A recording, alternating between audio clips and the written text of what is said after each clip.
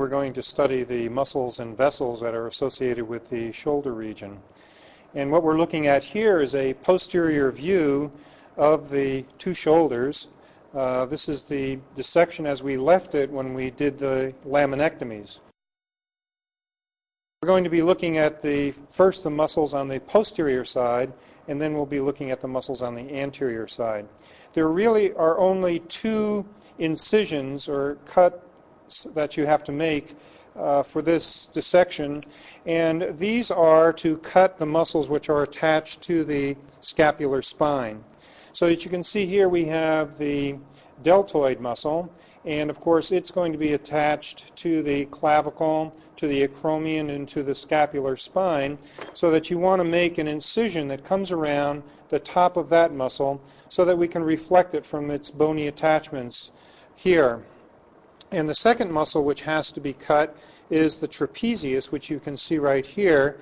That portion of it which is inserting on the scapular spine from above also has to be cut. And we've already done this. And I'm going to reflect the trapezius muscle so that we can look at some of the muscles which lie beneath. Now, of course, the trapezius muscle is a mover of the shoulder girdle, meaning that it attaches to the scapula and does not attach to the humerus. So this is one of the muscles which move the shoulder girdle, the trapezius.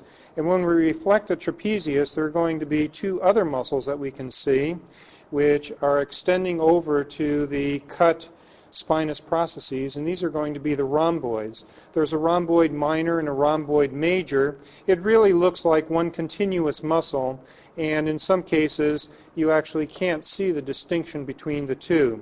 Nevertheless, both of the portions of the rhomboid have the same function. So we have the rhomboid muscle here, which is going to be deep to the trapezius. It's going to be inserting along the vertebral border of the scapula. And just proximal to the rhomboid muscle is the levator scapulae. It also is coming from cervical vertebra, and it's coming down to attach to this angle of the scapula up here. So it moves only the shoulder girdle. Now, in order to see some of the muscles which are deep to the deltoid, we want to reflect it after having cut it from its proximal attachments. And we're looking at this from the posterior aspect. And as I bring it forward, one of the things that you're going to be looking at is a portion of the triceps muscle here. This is the teres minor here.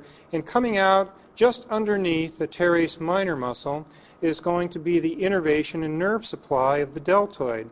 And of course you saw these in a previous dissection as the posterior humeral circumflex and the axillary nerve, so that they are winding around the humerus to enter the body of the deltoid at this point. So just note that you can actually cut them away after you've made that notation.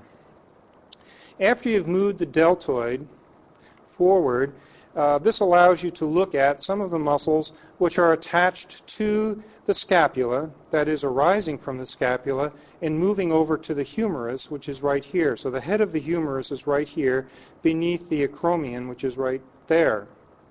Now there are two muscles which are located just inferior to the spine of the scapula, and this meaty area in here is all the infraspinatus. Now there's usually a small line of fat which runs along here, and you will look for that because that will allow you to separate the really small teres minor from the infraspinatus, which is right here. So in doing that, that's about all that you can do to separate these two muscles. Both of them are coming over here to insert on the head of the humerus. And then just inferior to the teres minor is going to be the larger and bulkier teres major, which would be right here. And once again, there will be some loose connective tissue to allow you to separate the minor from the major. And finally, a muscle that we saw previously in our dissection and we cut away from its attachment to the midline, this would be the latissimus dorsi, which is just inferior to the teres major. Now the last thing that the reflection of the deltoid allows you to do is to look at the triceps muscle in some detail. The triceps, of course, has 3 heads, and you can separate 2 of the heads by finding this cleft between the more tendinous portion of the lateral head of the triceps from the long head of the triceps, which is right here. The medial head is a little more difficult to find, and we have to look down in the cleft between these 2 heads, the long and the lateral head, and we're looking down now onto the humerus, and I think you can hear me tapping right against the humerus, and this muscle that you can see right here against the humerus is the medial head of the triceps. And running right along the medial head of the triceps, I can pull up the radial nerve, which is wrapping around the midshaft of the humerus. So we've seen 2 nerves which are wrapping around the humerus at this point.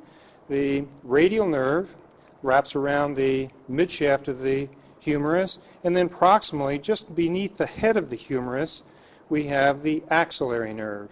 And finally, we'll be looking at the other constituents of what is called the rotator cuff when we turn the specimen over and look at it from the anterior side.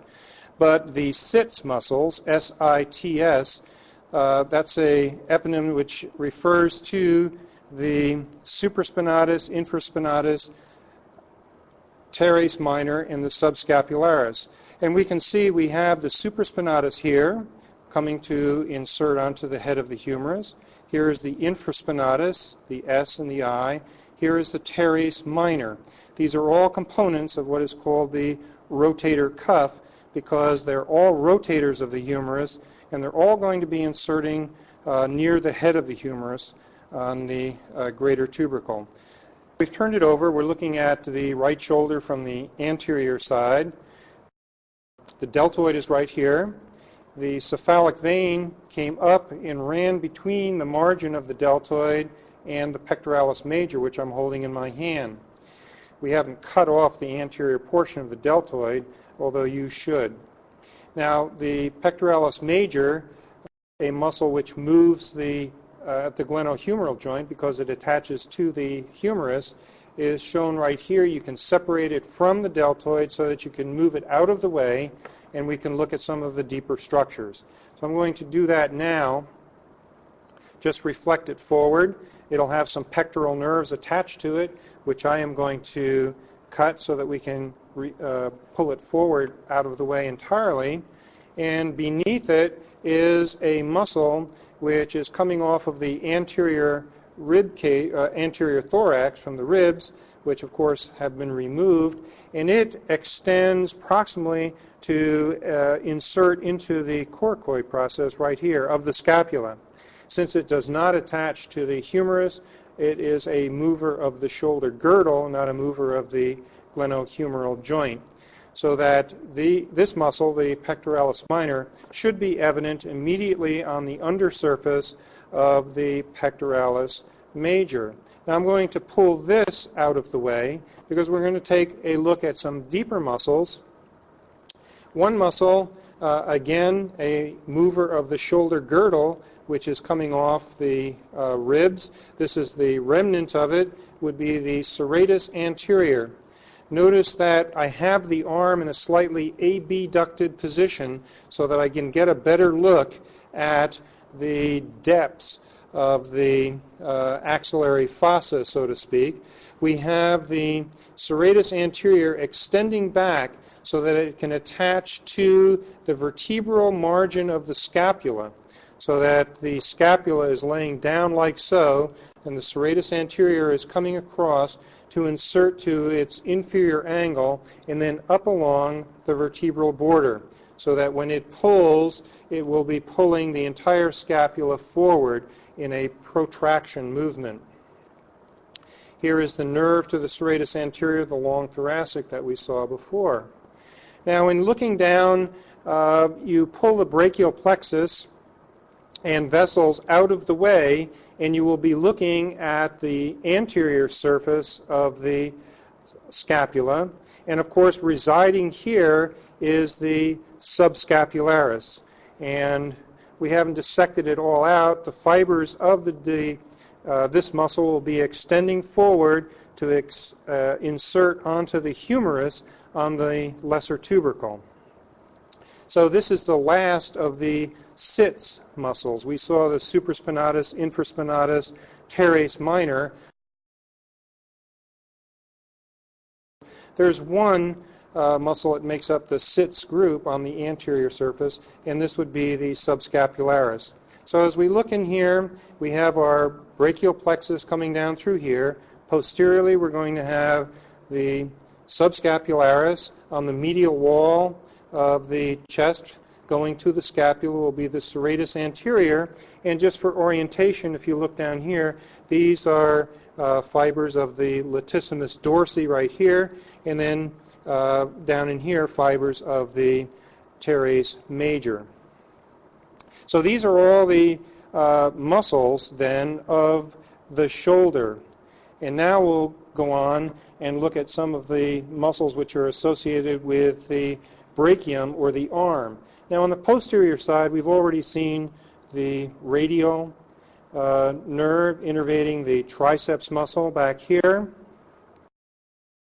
The nerve of the anterior compartment of the arm is the musculocutaneous, so that if we pick up one of the muscles of the anterior compartment of the arm, this would be the biceps muscle. The short head of the biceps comes up and attaches to the coracoid process, the same structure that we saw the pectoralis minor attaching to. Although it appears longer, it is really the short head. The long head is disappearing here. It's going up underneath the pectoralis major, and it's going to come up to the top side of the humerus, and you can dissect that out to follow that. So in fact, this is the long head. Now, if you pull the biceps muscle heads aside, you will see that there is a nerve right in here, and if you follow that back, it should lead you to the lateral cord. So that here's the lateral cord right there. There's the musculocutaneous entering the anterior compartment of the arm to innervate these muscles. The other muscles that it innervates are the coracobrachialis. This is another mover of the glenohumeral joint, comes from the coracoid process and attaches to the medial side of the humerus down here. Coracobrachialis, of course, also innervated by the musculocutaneous nerve, and in fact you can see the nerve passing right through that muscle in this specimen.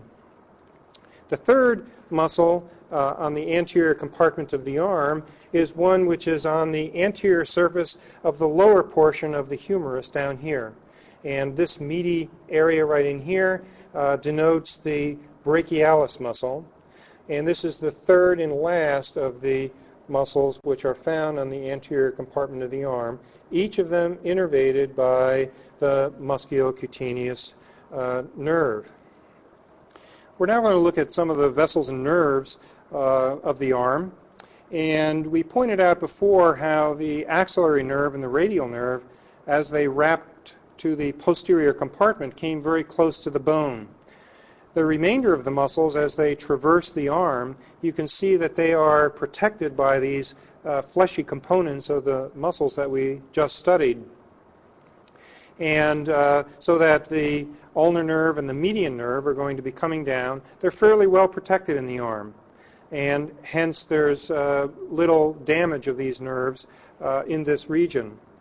The artery is going to change name. Back here we saw that this was the axillary artery, and here are some of the last branches of the axillary. This is the subscapula right here and the posterior humeral circumflex. And as you can see right here, here's the posterior margin of our axilla, and it's usually marked by passing the teres major muscle, in fact, so that from this point on down we change our names, and it's no longer the axillary, it becomes known as the brachial artery. And the brachial artery is also going to traverse down along with the nerves, still bundled up with the nerves. in a neurovascular bundle, and there's really only one major branch that it gives off, and that is shown right here. This is called the deep brachial. The posterior compartment of the arm is going to receive its blood supply in large part from this artery. And you can see that it travels back around the mid shaft of the humerus with the radial nerve right here. Now ordinarily the brachial artery traverses on down, and it's going to cross the elbow relative to the median nerve, so that you can see that here's the biceps muscle right here. This is actually called the bicipital aponeurosis. It helps to keep everything bound down at the antecubital fossa. And as the muscle comes down, the tendon of the biceps muscle is down in here. It's a little bit deeper. And the mnemonic is TAN. That is, the placement of these important structures is tendon, then the artery, and then the nerve. And we're talking about the medial nerve right here as it crosses the elbow. Now usually you will find a single vessel coming down, and in fact in this specimen, and some of you will find a similar sort of a scenario, that ultimately the brachial artery is going to come down, and at the level of the elbow it's going to give rise to the radial artery and to the ulnar artery. And we have a very, very high bifurcation here, so that bifurcation has taken place actually just below where it gives off the deep brachial. So that this is a little bit out of the ordinary. You usually see a single vessel coming down. And last but not least, in the illustration in the book, you will see that there are numerous vessels that do come off of the brachial to go on either side of the joint. And I think that one thing to keep in mind is that whenever a vessel crosses a joint, it's going to be giving off multiple branches that usually go on either side of the joint, and these are collateral branches to help to provide the distal portion of the limb with some blood supply should the main artery become occluded, as might occur, for example, during a dislocation.